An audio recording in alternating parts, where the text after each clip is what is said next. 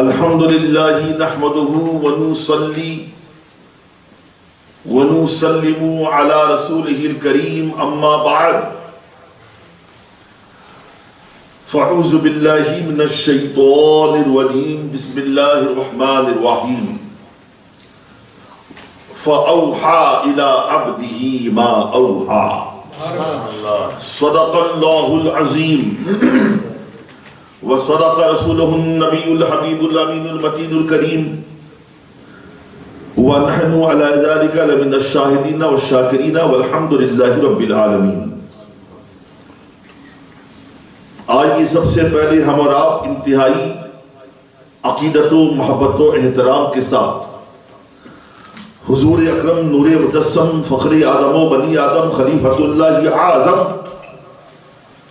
انیس بے کساں چارہ ساز درد مندہ بے کسوں کے کس بے بسوں کے بس روحی فدا جناب محمد رسول اللہ صلی اللہ تعالی علیہ وآلہ وسلم کی بارگاہ گوہر بار میں درود پاک کی حسین ڈالیاں پیش کریں. پڑھے بآواز بلند اللہم صلی علی سیدنا مولانا محمد وعلى آلہ واصحابہ وبارک وسلم صلاۃ و سلام علیکہ یا سیدی یا رسول اللہ صلی اللہ تعالی علیہ وعلى آلہ وسلم. آج کی رات ہے انوار کی برسات کی رات. آج کی رات ہے انوار کی برسات کی رات، یعنی آقا کی خدا سے ہے ملاقات کی رات. آپ نے یہ کلام گزشتہ شب معراج کے موقع پہ سماعت فرمایا تھا، کوئی نیا ہونا چاہیے تھا. تو آپ ہم سبھی یہاں پر رسول پاک صلی اللہ علیہ وسلم کی بلا شبہ محبت میں جمع ہیں. اب سوال یہ کہ محبت کریں تو کیوں کریں، یا محبت کیوں نہ کریں؟ بڑا فرق ہے نا. محبت کیوں کریں یہ سوال ہو گیا. یوں کہیں محبت کیوں نہ کریں، یعنی بے شک محبت کریں گے تو ردیف ہے محبت کیوں نہ کریں. چند شیئر سماعت کر لیں، انشاءاللہ گفتگو ہوتی ہے. مسئلہ پیش خدمت ہے، زندہ دلی کا مظاہرہ کیجئے گا. سرکار دو جہاں سے محبت کرے نہ کیوں. زور سے بولو یار، سننے کا مزاج بنائے آپ تو مجھے بولو. سرکار دو جہاں سے محبت کرے نہ کیوں، تسکین قلب و جاں سے محبت کرے نہ کیوں. تسکین قلب و جاں سے محبت کرے نہ کیوں. ارے محسن نہیں وہ محسن اعظم ہے بالیقین. محسن نہیں وہ محسن اعظم ہے بالیقین. ارے ہم ایسے مہربان سے محبت کریں نہ کیوں. ایسے مہربان سے محبت کریں نہ کیوں. تسکین قلب و جاں سے محبت کریں نہ کیوں. اور یہ شعر بھی آپ دیکھیں کہ ضامن ہمارے بخت کی ہے ان کی رہ گزر، یعنی ان کا راستہ. ضامن ہمارے بخت کی ہے ان کی رہ گزر. ارے منزل کے ہم نشاں سے محبت کریں نہ کیوں. منزل کے ہم نشاں سے محبت کریں نہ کیوں. اور عرفان رب کا جس کی بدولت ملا ہمیں، عرفان مطلب پہچان، عرفان رب کا جس کی بدولت ملا ہمیں. ارے اس وجہ کن فقہ سے محبت کرے نہ کیوں. اس وجہ کن فقہ سے محبت کرے نہ کیوں. اور یہ شعر آپ دیکھیں، کلمہ تھا جس کا جملہ نبی کی زبان پر. یہ شعر خصوصی طور پر آپ کی خدمت میں پیش ہے، اس کی حفاظت کیجئے گا. کلمہ تھا جس کا جملہ نبی کی زبان پر. جو کلمہ ہم پڑھتے ہیں یہی کلمہ ہر نبی پڑھا کرتا تھا. ان کی امتوں کے کلمے ان کے نبیوں کے اعتبار سے ہوا کرتے تھے، مگر ہر نبی کا کلمہ وہی کلمہ تھا جو کلمہ ہم اور آپ پڑھا. کلمہ تھا جس کا جملہ نبی کی زبان پر، ارے اس فخر مرسلہ سے محبت کرے نہ کیوں؟ اس فخر مرسلہ سے، اس فخر مرسلہ سے محبت کرے نہ کیوں؟ جس پر پڑے ہیں سرور کونین کے قدم۔ ایک نیا قافیہ استعمال کیا ہے، توجہ چاہوں گا چشتی صاحب کی بلا، جس پر پڑے ہیں، جس پر پڑے ہیں سرور کونین کے قدم، ہم ایسے آسماں سے محبت کریں نہ کیوں؟ ہم ایسے آسماں سے محبت کریں نہ کیوں؟ اور جس کے سبب ہے گلشن کونین کی بہار، جس کے سبب ہے گلشن کونین کی بہار، اس اصل انسو جا سے محبت کرے نہ کیوں؟ اس اصل انسو جا سے محبت کرے نہ کیوں؟ ایک مرکبت کا شعر آ گیا ہے، میں نے میرے اعلیٰ حضرت کے نام کو کس انداز سے پیش کیا ہے، سماعت کیجئے گا، آپ کی توجہ چاہوں گا میں۔ احمد رضا، احمد رضا جو حضرت احمد کی ہے رضا، احمد رضا، احمد رضا، احمد رضا جو حضرت احمد کی ہے رضا، ہم حق کے اس نشاں سے محبت کریں نہ کیوں؟ ہم حق کے اس نشاں سے محبت کریں نہ کیوں؟ اور مقطع قدسی رضائے رب دو عالم کے واسطے، قدسی رضائے رب دو عالم کے واسطے، کوئی سیاح یوروپ ہے، کوئی سیاح امریکہ ہے، کوئی سیاح ایشیا ہے، میرے سرکار کیا ہے سنیے گا، قدسی رضائے رب دو عالم کے واسطے، سیاح لامکہ سے، سیاح لامکہ سے محبت کرے نہ کیوں؟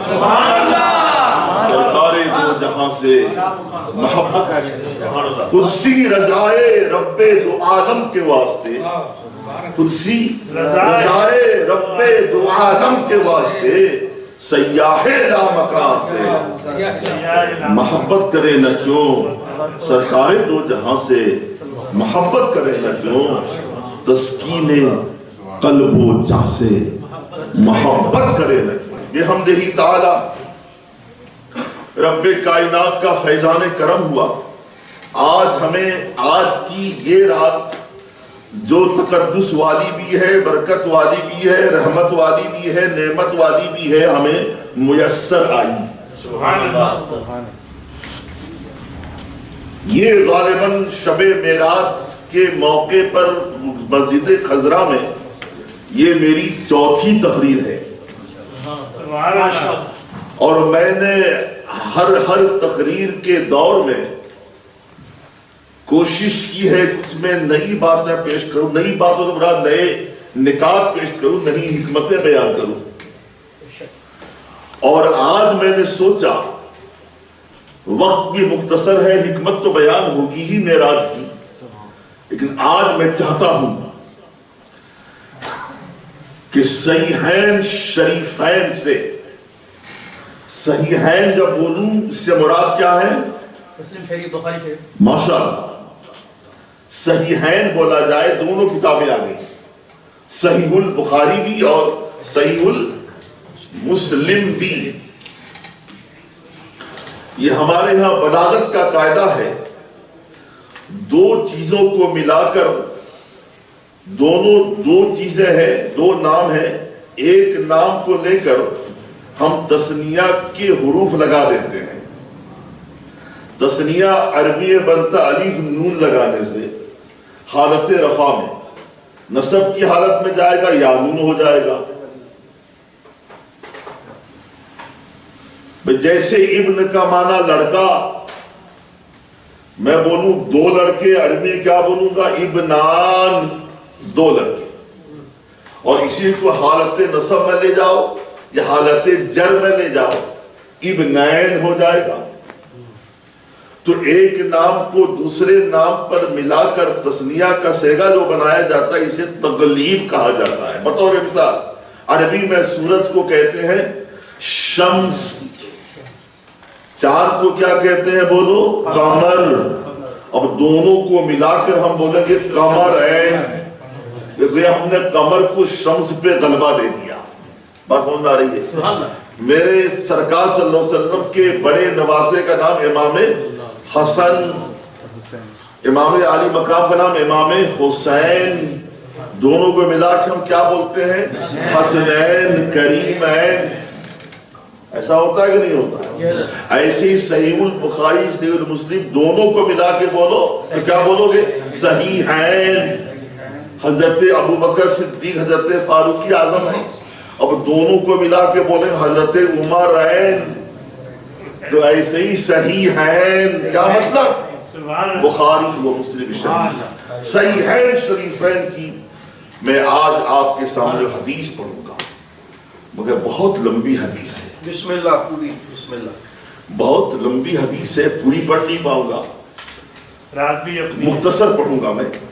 اور اس سے دو فائدے ہیں. ایک تو یہ، تین فائدے ہیں. ایک تو یہ ہے کہ مجھے حدیث کے پڑھنے کا ثواب مل جائے گا اور آپ کو حدیث پاک سننے کا ثواب مل جائے گا. اور وہ لوگ جو بار بار بات میں بخاری میں کہاں ہے دکھاؤ، بخاری میں کہاں ہے دکھاؤ، بخاری میں کہاں ہے دکھاؤ، آج میں بخاری شریف سے حدیث پاک پیش کروں گا نبی پاک صلی اللہ علیہ وسلم کی معراج سے متعلق. اور یہی حدیث بخاری شریف میں بھی ہے، مسلم میں بھی ہے اور مشکات شریف میں بھی ہے. اور یہی حدیث بڑی لمبی حدیث، یہی حدیث تفاسیر کی مختلف کتابوں میں تغیر الفاظ کے ساتھ موجود ہے. اب ان تمام حدیثوں کا ماخذ ایک ہے، مقصد ایک ہے کہ واقعی معراج کو بیان کرنا ہے. مگر اس سے پہلے کہ حدیث پاک میں پڑھوں میں ایک دو باتیں اہم آپ کو بتا دوں. رسول اللہ صلی اللہ علیہ وسلم کو معراج میں سرکار کی معراج کیا ہے؟ بولو، رب کائنات کو اپنے ماتھے کی آنکھوں سے دیکھنا، بیداری کی حالت میں جسم و روح کے ساتھ میں. حضرت ملا احمد دیوبند جو حضرت اورنگزیب عالمگیر کے استاذ گرامی ہیں اور بہت بڑے فقیہ و محدث ہیں، آپ کی بڑی مشہور کتاب ہے تفسیرات احمدیہ. آپ اس میں فرماتے ہیں وَالْأَصَحُ إِنَّهُ كَانَ فِي الْيَقْظَةِ وَكَانَ بِجَسْدِهِ مَعْرُوحِهِ وَعَلَيْهِ أَهْلُ سُنَّةِ وَالْجَمَاعَةِ وَمَنْ قَالَ إِنَّهُ بِرُوحٍ فَقَطْ أَوْ مِنَ النَّوْمِ فَقَطْ فَهُوَ ضَالٌ مُضِلٌ مُبْتَدِعٌ فَاسِقٌ. ملا احمد دیوبند فرماتے ہیں وَالْأَصَحُ اس میں تفضیل کا صیغہ ہے. فرماتے ہیں کہ صحیح یہ ہے، اصح یہ ہے، صحیح تر بات یہ ہے، صحیح ترین بات یہ ہے کیا؟ انہو کانا فی الیقظہ. یا قوف زو ہے، یقظہ کا معنی بیداری. فرماتے ہیں صحیح تر بات یہ ہے، صحیح ترین بات یہ ہے کہ میرے آقا صلی اللہ علیہ وسلم کی معراج بیداری میں ہوئی ہے، نیند میں نہیں ہوئی ہے. اور آگے فرماتے سرکار کی معراج روح اور جسم کے ساتھ ہوئی ہے. اور اسی پر اہل سنت والجماعت قائم ہے. اور جو بولے کہ معراج فقط روح کے ساتھ ہوئی ہے یا فقط نیند میں یعنی خواب میں ہوئی ہے، ملا احمد دیوبند فرماتے ہیں تفسیرات احمدیہ میں ایسا شخص گمراہ بھی ہے، گمراہ گر بھی ہے، بدعتی بھی ہے اور فاسق معلن بھی ہے. سبحان اللہ. بے شک ہے. واہ واہ. تو معلوم کیا ہوا؟ میرے آقا صلی اللہ علیہ وسلم کو جو معراج ہوئی وہ معراج کیا ہے کہ آپ نے ماتھے کی آنکھوں سے بیداری کی حالت میں جسم و روح کے ساتھ خداوند قدوس کا دیدار کیا. محترم، میں دو تین باتیں اور بتا کر حدیث پاک کی طرف آتا ہوں. جو لوگ یہ کہتے ہیں، بڑی حیرت بھی ہوتی ہے ایسے لوگوں پر کہ نہیں صاحب، نبی پاک صلی اللہ علیہ وسلم نے 27ویں شب رجب کو آپ نے جبریل امین کو ان کی اصل شکل میں دیکھا، یہ ان کی معراج ہے۔ ایسے لوگوں کی عقل ماری گئی، ارے جبریل امین کو اصلی شکل میں جہاں میرے نبی نے دیکھا ہے وہیں ہماری آپ کی ماں جناب عائشہ صدیقہ نے بھی دیکھا، تو سرکار کی معراج کیسے ہو جائے؟ اب جو لوگ یہ کہتے ہیں صاحب نہیں آپ نے عالم خواب میں سرکار کو دیکھا، اصل بیوقوف بناتے ہیں۔ جو حضرت صدیقہ کی وہ حدیث پیش کرتے ہیں کہ آپ نے فرمایا کہ سرکار کا جسم الگ نہ ہوا بستر سے۔ اب ان بیوقوفوں کو سمجھنا چاہیے کہ ہماری ماں عائشہ صدیقہ رضی اللہ تعالی عنہا جب میرے سرکار کو معراج ہوئی اس وقت آپ نکاح میں آئی نہیں تھی، جب سرکار کے نکاح میں آئی نہیں تھی 6 سال کی عمر پھر اسے دلیل کیسے بنایا جا سکتا ہے؟ یہ تو اس معراج کی بات کرتی ہے، اسے معراج منامی کہا جاتا ہے، خواب میں معراج۔ ارے محترم، اگر خواب میں معراج نبی کا کمال ہم بھلا کیسے مان لیں؟ خواب کے معراج کو، معراج منامی کو نبی کا کمال کیسے مان لیں جب حال یہ ہے کہ نبی کے غلاموں کے غلام، مطلب یہ ہے کہ امام اعظم نے جب 100 مرتبہ عالم خواب میں خدا کا دیدار کیا ہو تو میرے نبی نے اگر خواب میں خدا کو دیکھا، یہ کمال کیسے ہو سکتا ہے؟ ارے غلام نے دیکھ لیا ہے، وہ تو آقاؤں کی آقا ہے، وہ تو مالکوں کے مولا ہے، وہ نبیوں کے نبی ہے، رسولوں کے رسول ہے، لہذا ماننا پڑے گا۔ حضرت ابن عباس کی طرح یوں کہیے جناب ابن عباس نے کہ حضرت کعب کے ساتھ بیٹھے ہوئے یہ فرمایا تھا۔ جناب ابن عباس سے جناب کعب نے پوچھا تھا، ابن عباس ذرا یہ بتاؤ تو نبی پاک صلی اللہ علیہ وسلم کے چچا جات بھی ہو، سرکار کے بڑے پیارے صحابی بھی ہو، ذرا یہ تو بتاؤ تمہارا معراج کے بارے میں کیا خیال ہے کہ ہمارے آقا صلی اللہ علیہ وسلم نے خدا کو دیکھا ہے واقعی معنوں میں، خدا کا دیدار کیا ہے واقعی معنوں میں، جسم و روح کے ساتھ میں، بیداری کی حالت میں؟ جناب ابن عباس جواب دیتے ہیں، ارے کعب سن، کوئی کچھ بھی کہتا رہے ہمیں اس کی پرواہ نہیں ہے، ہم بنو ہاشم کل بھی کہتے تھے، آج بھی کہتے ہیں، تا حیات کہتے رہیں گے۔ جناب کلیم اللہ نے اللہ سے کلام کیا، حبیب اللہ نے خدا کا دیدار کیا۔ فقہ کے تیسرے امام حضرت امام مالک، کسی نے آپ سے پوچھا حضور آپ کا کیا خیال شریف ہے سرکار کی معراج کے بارے میں؟ کیا مصطفیٰ نے واقعی حالت بیداری میں جسم و روح کے ساتھ خداوند قدوس کا دیدار کیا؟ امام مالک نے جانتے ہو کیا جواب دیا؟ کہا سنو دلائل مجھ سے نہ پوچھو، جناب ابن عباس کا قول میرے لیے کافی ہے، ہم بھی جناب ابن عباس کی طرح کہتے تھے، کہتے ہیں اور کہتے رہیں گے کہ بلا شبہ رسول پاک صلی اللہ علیہ وسلم نے خدا کو دیکھا دیکھا دیکھا دیکھا دیکھا دیکھا دیکھا دیکھا دیکھا دیکھا، اتنی دیر کہاں دیکھا کہ ان کی سانس ٹوٹ گئی۔ لہذا محترم عقیدہ بناؤ کہ بلا شبہ 27ویں شب رجب کو میرے آقا صلی اللہ علیہ وسلم نے خداوند قدوس کا دیدار کیا، بیداری کی حالت میں اور جسم و روح کے ساتھ میں۔ یہ معراج ضروری بھی تھی، آپ کا خدا کو دیکھنا جسم و روح کے ساتھ بیداری میں بہت ضروری تھا۔ جانتے ہیں کیوں؟ اس لیے کہ میرے آقا صلی اللہ علیہ وسلم سے پہلے جتنے انبیاء کرام آئے، ہر نبی نے اپنی امتوں سے کیا کہا؟ لا الہ الا اللہ، لا الہ الا اللہ، لا الہ الا اللہ، نہیں کوئی معبود سوائے اللہ کے، اللہ ایک ہے، اللہ موجود ہے، اللہ معبود ہے، اللہ مقصود ہے، اللہ موجود ہے۔ ہر نبی اپنی امتوں کے سامنے کہتا رہا کہ اللہ موجود ہے، اللہ موجود ہے، اللہ موجود ہے۔ ذرا مجھے بتاؤ کیا کسی نبی نے خدا کو دیکھ کر بھی کہا تھا؟ سوال نہیں پیدا ہوتا ہے۔ ہر نبی سنی ہوئی باتیں کر رہے تھے، سنی ہوئی باتیں بتا رہے تھے کہ خدا ایک ہے، خدا ایک ہے، خدا موجود ہے۔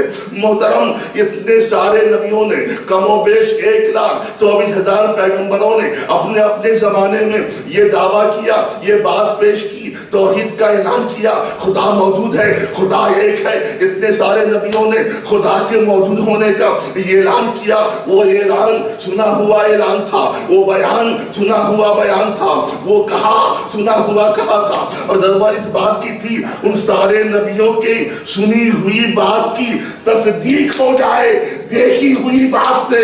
اس لیے میرے خدا نے اپنے حبیب صلی اللہ علیہ وسلم کو اپنے پاس بلایا، اپنا دیدار کرایا، تاکہ معلوم ہو جائے جن نبیوں نے خدا کے موجود ہونے کی بات سنی ہوئی کہی تھی، میرا حبیب ان کی تصدیق کر دے اور بتا دے سارے نبیوں نے جو خدا کو موجود کہا تھا، حق کہا تھا، میں نے اپنی آنکھوں سے دیکھا ہے. خدا ایک بھی ہے، خدا موجود. نعرہ تکبیر، نعرہ رسالت، نعرہ حیدری.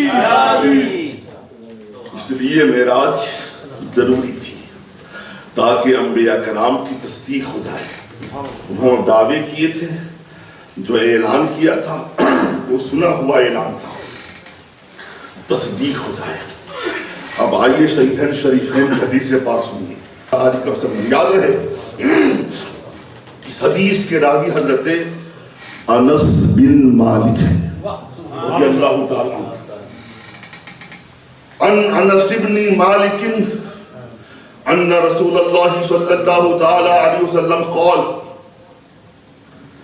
اتیت بالبراق وهو دابة ابيض طويل فوق الحمار ودون البغل يدعو حافره عند منتهى طرفه.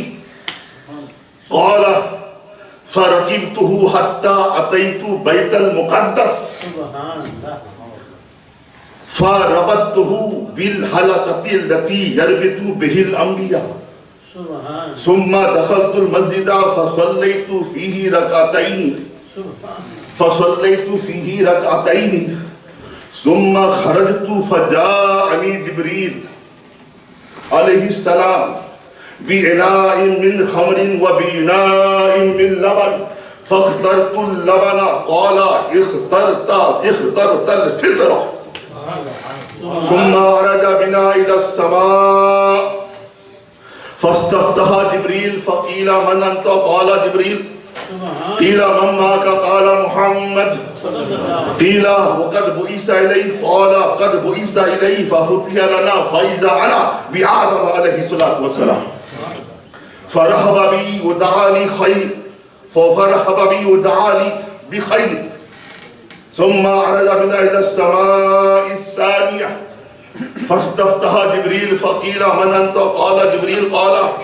قيل ومن معك؟ قال محمد. قيل وقد بعث إليه؟ قال قد بعث إليه. ففتح لنا فإذا أنا بابني الخالة عيسى ابن مريم ويحيى بن زكريا عليهما الصلاة والسلام فرحبا بي ودعا لي بخير. ثم عرج بنا إلى السماء الثالثة فاستفتح جبريل فقيل من أنت؟ قال جبريل. قيل من معك؟ قال محمد. قيل وقد بعث إليه؟ قال قد بعث إليه. ففتح لنا فإذا أنا بيوسف عليه الصلاة والسلام وإذا هو قد أوتي شطر الحسن فرحب بي ودعا لي بخير. ثم عرج بنا إلى السماء الرابعة فاستفتح جبريل فقيل من أنت؟ قال أنا جبريل. فقيل ومن معك؟ قال محمد. قيل وقد بعث إليه؟ قال قد بعث إليه. ففتح لنا فإذا أنا بإدريس عليه الصلاة والسلام فرحب بي ودعا لي بخير. إن الله عز وجل قال ورفعناه مكانا عليا. ثم عرج بنا إلى السماء الخامسة فاستفتح جبريل فقيل من أنت؟ قال جبريل. قيل ومن معك؟ قال محمد. قيل وقد بعث إليه؟ قال قد بعث إليه. ففتح لنا وإذا أنا بهارون عليه الصلاة والسلام فرحب بي ودعا لي بخير. ثم عرج بنا إلى السماء السادسة فاستفتح جبريل فقیل من انت قال انا جبریل قیل ومن معك قال محمد وقیل وقد بعث الی قال قد بعث الی ففتح لنا فاذا انا بموسى علیہ الصلوۃ والسلام فرحب بی ودعا لی بخیر ثم عرج بنا الى السماء السابعة فاستفتح جبريل فقيل من انت قال جبريل قيل ومن معك قال محمد قيل وقد بعث الي قال قد بعث الي ففتح لنا فاذا انا بابراهيم عليه الصلاه والسلام مسندا ظهره الى البيت المعمور وإذا هو يدخله 70,000 ملك ولا يعودون إليه ثم ذهب بي إلى السدرة المنتهى وإذا ورقها كالآذان الفيل وثمرها كالبقال. محترم دوستو، آپ نے یہ پوری حدیث مکمل نہیں ہے اور بھی آگے باقی ہے، آپ نے سماعت فرمائی. اب اس کا ترجمہ آپ دیکھیں. یہ حدیث کہاں ہے؟ بخاری شریف میں بھی اور مسلم شریف میں بھی ہے. جناب انس بن مالک فرماتے ہیں کہ رسول اللہ صلی اللہ علیہ وسلم نے ارشاد فرمایا قد اتیت بالبراق، میرے لیے براق لایا گیا. یہی میں بات واضح کر دوں کہ یہ براق یاد رہے کہ براق پہ نبی کی مکمل براق نبی کے لیے مکمل سواری کا کام نہیں آیا شب معراج. امام میں نے گزشتہ سال بھی کہا تھا، کسی نے مجھ سے کہا تھا ایک کہاں لکھا ہے وہ سن لے. امام علائی نے اپنی تفسیر میں لکھا ہے نبی پاک صلی اللہ علیہ وسلم نے شب معراج کے سفر میں 5 سواریاں استعمال فرمائی اور 10 جگہ آپ ٹھہرے، 10 جگہ آپ نے قیام فرمایا. 5 سواری کیا ہے؟ پہلی سواری براق ہے. یہ براق سے میرے آقا مکہ المکرمہ سے کہاں گئے؟ بیت المقدس گئے. تو واقعی بیت المقدس گئے، وہاں براق کو باندھ دیا. ابھی حدیث ترجمہ سنیں گے آپ، یہ معلوم ہو جائے گا.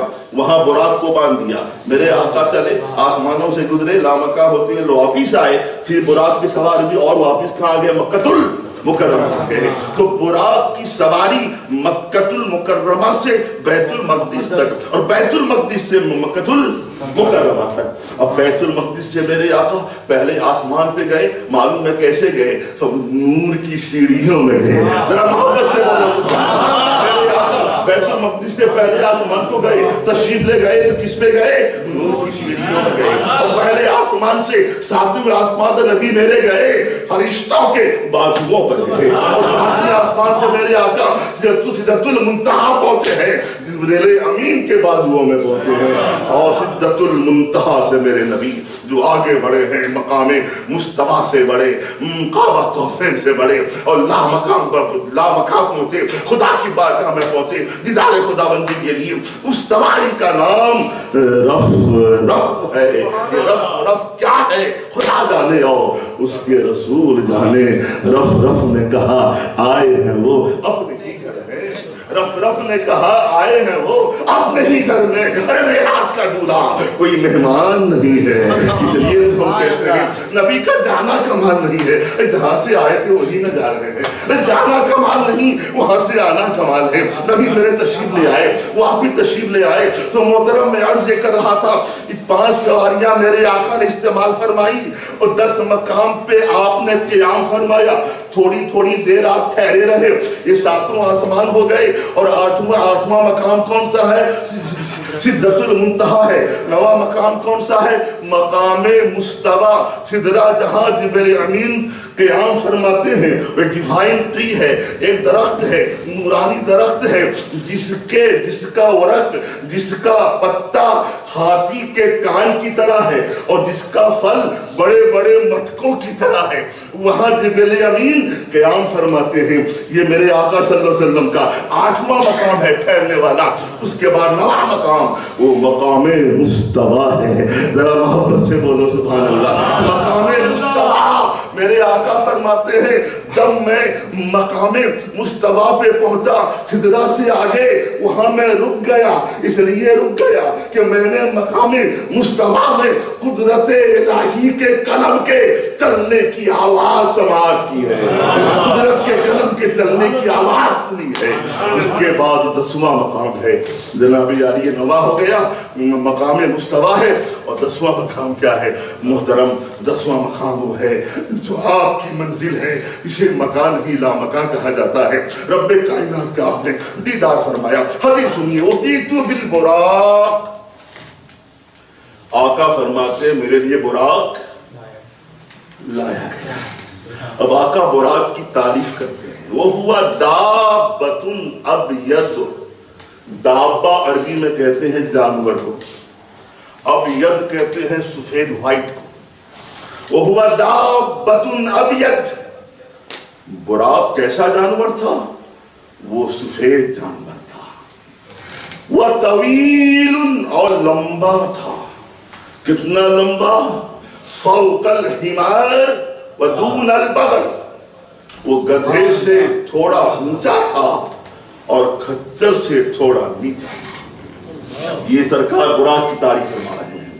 اس کے بعد میرے آقا فرماتے ہیں براق کے بارے میں، یدعو حافرہ اندہ منتہا طرفی، حافر کہتے ہیں قدم کو اور طرف کہتے ہیں پلک، آنکھ کی پلک کو۔ مطلب یہ ہے میرے آقا فرماتے ہیں براق کی رفتار کا یہ عالم تھا کہ براق کا قدم وہاں پہنچتا تھا جہاں اس کی نظر کی انتہا ہوا کرتی تھی، اتنا تیز رفتار تھا، اسی سے کہتے ہیں برق رفتار براق سواری ہے۔ میرے آقا آگے فرماتے ہیں فرماتے ہیں میں براق پہ سوار ہوا، فرکبتہ، میں براق پہ سوار ہوا، سوار ہو کر کہاں پہنچا؟ بیت المقدس پہنچا۔ پہنچنے کے بعد میں نے کیا کیا؟ فربطتہ بالحلقۃ التي يربط به الانبیاء۔ یہ قابل غور بات ہے، سرکار فرماتے ہیں بیت المقدس پہنچنے کے بعد میں نے براق کو اس جگہ باندھا جہاں مجھ سے پہلے انبیاء کرام اپنی اپنی سواری کو باندھا کرتے تھے۔ محترم ذرا ان لوگوں کی خبر لو تو میرے آقا صلی اللہ علیہ وسلم کی علم غیب کا انکار کرتے ہیں۔ تاریخ بتاتی ہے اس سفر سے پہلے کبھی میرے نبی بیت المقدس نہیں پہنچے تھے۔ پھر نبی کو کیسے معلوم ہوا کہ سابق انبیاء براق کہاں باندھا کرتے تھے؟ میرے آقا بتاتے ہیں میں نے براق کو اسی جگہ میں باندھا جس مقام پر سے پہلے انبیاء باندھا کرتے تھے۔ معلوم کیا ہوا؟ میرے آقا کو معلوم تھا کہ نبی کے انبیاء کرام کہاں پہ اپنی اپنی سواری کو باندھا کرتے تھے۔ میں نے کہا محترم یہ کوئی تعجب کی بات نہیں، ارے قرآن کی تلاوت کرو بات واضح ہو جائے گی، قرآن پاک کو سمجھو، نبی کا علم غیب سمجھ میں آ جائے گا۔ کیا قرآن نے بار بار نہیں کہا الم تری کیف فعل ربک باصحاب الفیل، الم تری کیف فعل ربک بعاد، الم تری کیف فعل ربک بثمود؟ میرا خدا فرماتا ہے اے مصطفیٰ کیا آپ نے نہیں دیکھا اصحاب فیل کے ساتھ میں آپ کے رب نے کیا کیا؟ اے مصطفیٰ نہیں دیکھا آپ نے آپ کے رب نے قوم عاد کے ساتھ کیا کیا، قوم سمود کے ساتھ کیا کیا؟ مجھے بتاؤ اصحاب فیل کا واقعہ ہوا تھا، کیا نبی یہاں موجود تھے؟ سوال نہیں پیدا ہوتا۔ تاریخ کہتی ہے اصحاب فیل کے 55 ڈیز کے بعد میرے آقا کی ولادت باسعادت ہوئی ہے۔ قوم سمود بہت پہلے کی ہے، قوم عاد بہت پہلے کی ہے۔ نبی خدا میرا فرماتا میرے نبی کیا تم نے نہیں دیکھا میں نے قوم سمود کے ساتھ کیا کیا، قوم عاد کے ساتھ کیا کیا؟ اور میرا خدا بار بار فرماتا ہے میرے محبوب یاد کرو اس واقعے کو یاد کرو، جناب موسیٰ کے زمانے کے واقعے کو یاد کرو، جناب ایلیا کے زمانے واقعے کو یاد کرو۔ معلوم کیا ہوا میرے خدا کا یہ کہنا اس بات کی دلیل ہے کہ میرا نبی دنیا میں آنے سے پہلے دنیا کے کائنات کے ایک ایک واقعے کو ملاحظہ کر رہا تھا۔ مجھے بولنے دو، ارے جو نبی دنیا میں آنے سے پہلے کائنات کے ذرے ذرے کو دیکھتا ہو وہی نبی گنبد خزا میں آرام کرتے ہوئے ہم غلاموں کو بھی دیکھ رہا ہے۔ فربطتہ بحلقۃ التي يربط به الانبیاء، یہ بات ہو گئی۔ پھر میرے آقا فرماتے ہیں ثم دخلت المسجد، مسجد میں داخل ہوا اور وہاں میں نے سارے انبیاء کرام کو نماز پڑھائی، نماز پڑھائی. یہاں صلیتو بھی نہیں ہے، لیکن شارحین حدیث نے، مفسرین نے فرمایا ہے فصلیتو کا مطلب فصلیتو بہم، فصلیتو بہم، میں نے سارے انبیاء کی امامت کی 2 رکعت کی. محترم میرے سرکار کے اعزاز پہ قربان جاؤ، ابھی نماز آئی بھی نہیں ہے اور میرے آقا کا یہ حال ہے کہ نماز پڑھا رہے ہیں ایسے ویسے کو نہیں، انبیاء کرام کو پڑھا رہے ہیں، رسولوں کو پڑھا رہے ہیں، پیغمبروں کو پڑھا رہے ہیں. نبی کا کمال یہ ہے نماز آنے سے پہلے میرا نبی اماموں کا، میرا نبی نبیوں کا امام بنا دیا.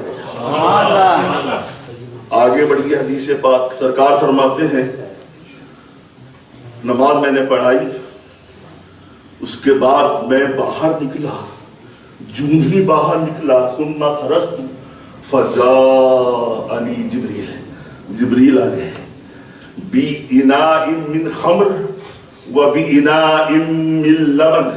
خمر کہتے ہیں شراب کو، لبن کہتے ہیں دودھ کو. اس کے لبان دودھ والا، خمر شراب. قرآن نے کہا نا، قرآن میں خمر آیا ہوا ہے، شراب کا معنی ہے. فرماتے میرے آقا میں جو ہی امامت کر کے انبیاء کی آگے بڑھا، مسجد سے باہر نکلا، دیکھا جبرائیل وہاں پہ 2 برتن لے کر حاضر ہے. اینا کہتے ہیں برتن کو. ایک برتن میں شراب تھی اور دوسرے برتن میں دودھ تھا. میرے آقا فرماتے ہیں فاخترت اللبن، میں نے دودھ کو اختیار کر لیا. تو جبرائیل بول پڑے یا رسول اللہ اخترت الفطرۃ، میرے آقا آپ نے فطرت کو قبول کیا ہے. آپ نے فطرت، اس سے میں آقا صلی اللہ علیہ وسلم کی نفاست معلوم ہوتی ہے، نظافت معلوم ہوتی ہے. میرے آقا صلی اللہ علیہ وسلم کی نفاست معلوم ہوتی ہے. فرماتے نے کہا اے آقا آپ نے فطرت کو اختیار کیا. اس کے بعد سرکار فرما ثم عرج بنا السماء، کہ جبرائیل مجھے پہلے آسمان پہ لے گئے. تو پہلے آسمان پہ پہنچے، دروازہ بند. اب تو وقت ہی ختم ہو رہا ہے، بات کیا کی جائے. اب نقطہ نکلے گا. دروازہ بند کیوں تھا؟ میں آپ کو بلاؤں دروازہ بند کر دوں گا اپنے گھر کا؟ دروازہ بند کیوں؟ راستے بند کیوں ہیں؟ دروازے بند کیوں ہیں؟ یہ حدیث کہتی ہے 7 آسمان کے دروازے بند تھے. حدیث کہتی ہے فاستفتح، جبریل نے کہا، جبریل نے کھولنے کے لیے کہا، فاستفتح کھولنے کے لیے کہا. تو دروازے پہلے آسمان کے دروازے کا جو داروغہ تھا، دربان تھا، اس نے کہا من انت، تو کون ہے؟ کہا میں جبریل ہوں. کہا ومن معک، تیرے ساتھ کون ہے؟ کہا محمد صلی اللہ علیہ وسلم. وقد بعث الیہ، کیا انہیں بلایا گیا ہے؟ انہیں انوائٹ کیا گیا ہے، انہیں بلایا گیا ہے. کہا نام قد بعث الیہ، ہم انہیں بلایا گیا. تب جا کر دروازہ کھلا. میرے نبی فرماتے ہیں جو ہی دروازہ پہلا کھلا، میں نے کیا دیکھا؟ اس دروازے کے اندر حضرت آدم علیہ السلام جلوہ فروز تھے. حضرت آدم سے ملاقات ہوئی. فرحب بی ودعا لی بخیر، حضرت آدم علیہ السلام نے مجھے مبارکباد دی، ہدیہ تبریک پیش کیا. ودعا لی بخیر، اور مجھے خیر کی دعائیں دی. سبحان اللہ. دروازہ بند کیوں تھا؟ آگے بہت ساری باتیں آئیں گی، میں کہاں بیان کروں بھائی. جلدی سے آگے بڑھیے، پھر کسی موقع سے یا آئندہ سا زندگی باقی رہی تو ٹھیک ہے، سوال رکھیں پہ جواب سنیے گا. آئندہ سا زندگی باقی رہی، دروازہ بند کیوں تھا؟ آگے بڑھیں. اچھا آگے بڑھیں. جناب دوسرے سرکار دوسرے آسمان پہ پہنچے، وہی سوال. آپ نے کہا دروازہ کھولو، بند کھولو. من انتا، تو کون ہے؟ کہا میں جبریل ہوں. تیرے ساتھ کون ہے؟ محمد صلی اللہ علیہ وسلم. کیا انہیں بلایا گیا؟ ہاں بلایا گیا. دروازہ کھولا گیا. دوسرے آسمان کا دروازہ کھلا تو میرے نبی نے کیا دیکھا؟ اللہ تبارک و تعالیٰ کے 2 پیارے پیارے نبی وہاں جلوہ فروز تھے. دونوں خالہ ذات ابن الخالہ، دونوں خالہ ذات تھے. جناب عیسیٰ بن مریم تھے اور جناب یحییٰ بن زکریا تھے. آپ نے ملاقات فرمائی. فرماتے فرحبا بی، ودعوا لی بخیر، ان دونوں اللہ کے پیغمبروں نے مجھے مرحبا کہا اور میرے لیے دعائے خیر فرمائی۔ اس کے بعد میں چلا کہاں؟ تیسرے آسمان پہ چلا، پھر دروازہ بند تھا، ساری باتیں، دروازہ کھولا گیا تو میں نے تیسرے آسمان میں کیا دیکھا؟ حضرت یوسف علیہ السلام جلوہ فکن تھے۔ میرے آقا فرماتے ہیں وَإِذَا هُوَ قَدْ أُعْطِيَ شَطْرَ الْحُسْنِ، فرماتے ہیں کہ میں نے اللہ کے پیغمبر یوسف علیہ السلام کو دیکھا، اس یوسف علیہ السلام کو دیکھا، یوسف علیہ السلام کو رب کائنات نے پوری دنیا کا آدھا حسن عطا فرمایا، شطر الحسن، آدھا حسن عطا فرمایا تھا۔ یوسف علیہ السلام نے مجھ سے کہا فَرَحَبَ بِي وَدَعَا لِي بِخَيْرٍ، مجھے مرحبا کہا، دعائے خیر دی، میں آگے بڑھا، میں چوتھے آسمان پہ پہنچا تو کیا دیکھا؟ وہاں حضرت ادریس علیہ السلام وہاں موجود تھے۔ آپ نے مجھے مرحبا کہا، دعائے خیر کی، اور میرے آقا فرماتے ہیں ان اللہ تعالی عز وجل قال وَرَفَعْنَاهُ مَكَانًا عَلِيًّا، یعنی میں نے ادریس کو بلندی کے مکان تک اٹھا لیا، پہنچا لیا۔ کیا مطلب؟ میں نے ادریس کو جنت میں پہنچا دیا۔ واقعہ بڑا مشہور، آپ جانتے ہیں، وہ جنت چلے گئے، ملک الموت کے ساتھ دوستی تھی، دوستی محبت میں لے گئے ان کو، جنت چلے گئے، اب باہر نہیں آ رہے ہیں، بار بار ملک الموت کہہ رہے ہیں حضور والا اب تو آ جائیے، سیر خوب ہو گئی، سیاحت خوب ہو گئی، دیکھ خوب لیا، اب تو واپس آ جاؤ۔ کہا جناب اسرائیل کیا تمہیں نہیں معلوم خدا کا وعدہ ہے، فرمان ہے، تو جنت میں ایک بار داخل ہو جاتا ہے جنت سے وہ باہر نہیں آتا ہے۔ میں تو نہیں جانے والا۔ جناب ملک الموت عرض کرنے لگے خدا بندہ یہ تیرا کیسا محبوب ہے، میں تو پھنستا چلا جا رہا ہوں، میرے ساتھ آ گئے، جانا نہیں چاہتے ہیں۔ کہا میرے ملک الموت، میرے فرشتے، جناب اسرائیل، ارے چھوڑ دو، کیا تمہیں نہیں معلوم ادریس میرا محبوب ہے، وہ چاہتا ہے تو اسے یہیں پر رہنے دیا جائے، یہاں لطف اندوز ہونے دیا جائے۔ نعرہ تکبیر، اللہ اکبر، یا رسول اللہ۔ حدیث ختم ہونے جا رہی ہے۔ اس کے بعد میں فرماتے ہیں میرے آقا میں 5ویں آسمان پہ پہنچا، جناب ہارون علیہ السلام سے ملاقات ہوئی، انہوں نے مجھے مرحبا کہا، دعائے خیر دی۔ اس کے بعد 6ٹھے آسمان پہ پہنچا، حضرت موسیٰ علیہ السلام سے ملاقات ہوئی، آپ نے ہمیں مرحبا کہا، دعائے خیر دی۔ پھر میں 7ویں آسمان پہ پہنچا، دروازہ کھولا گیا، میں نے کیا دیکھا؟ حضرت ابو الانبیاء ابراہیم علیہ السلام مسندن ظہرہ الی البیت المعمور، ظہر کہتے ہیں پیٹھ کو، جناب ابراہیم علیہ السلام بیت المعمور پہ پیٹھ کیے بیٹھے ہوئے تھے۔ کہ بیت المعمور کیا ہے؟ خانہ کعبہ کی بالکل سیدھ میں 7ویں آسمان پہ بیت المعمور، یہ کعبہ ہمارا قبلہ ہے، ہم انسانوں کا قبلہ ہے، اور بیت المعمور سارے فرشتوں کا قبلہ ہے۔ اور اللہ کے نبی ابو الانبیاء علیہ السلام بیت المعمور پہ تیغ لگا کر تشریف فرما تھے۔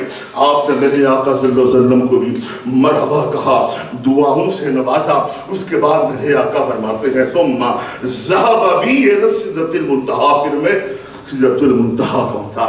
جب وہاں پہنچے، محترم مکے سے چلے ہیں جبریل امین، ہر جگہ آپ کے ساتھ ہیں، ہر مقام میں آپ کے ساتھ ہیں، ہر طرف آپ کے ساتھ چل رہے ہیں، مگر جب ان کا اپنا ہی مقام آیا اب آگے نہیں بڑھ رہے ہیں۔ آپ نے بارہا سنا ہوگا، میرے آقا لگے فرمانے جبرائیل آگے کیوں نہیں بڑھ رہے ہو، آگے بڑھو نا۔ کہا نہیں آقا اب آگے نہیں جاؤں گا، آگے جاؤں گا، خدا بند قدوس کے جلال سے میرے پر جل جائیں گے۔ معلوم ہے ایسے موقع پر میرے آقا نے کیا فرمایا تھا؟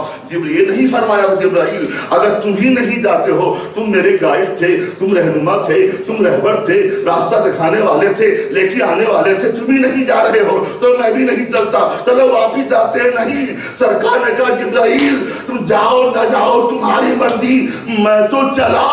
ہاں اگر کوئی تمنا ہو تو بتا دو، آرزو ہو تو بتا دو، خواہش ہو تو بتا دو، دعا ہو تو بتا دو، خدا کی بارگاہ میں پیش کر دوں گا۔ قربان جاؤ جبریل امین پر، آپ نے خواہش بھی کی تو کیا خواہش کی، آپ کی تمنا پہ ہماری تمنائیں قربان ہیں، آپ کی دعا پہ ہماری خواہشیں قربان ہیں۔ آپ نے کہا کہ میں نے بارہا آپ کو روتے ہوئے دیکھا ہے، اشکبار ہوتے ہوئے دیکھا ہے، غمگین ہوتے ہوئے دیکھا ہے، آپ ہمیشہ گنہگار امتوں کے لیے روتے رہتے ہو، گنہگار امتوں کے آنسو بہاتے رہتے ہو۔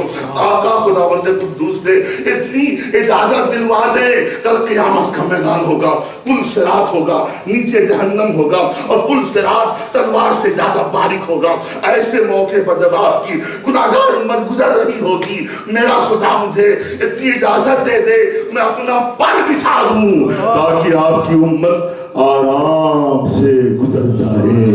وما علیہ الا البلاغ المبین۔ آئیے کھڑے ہو جائے۔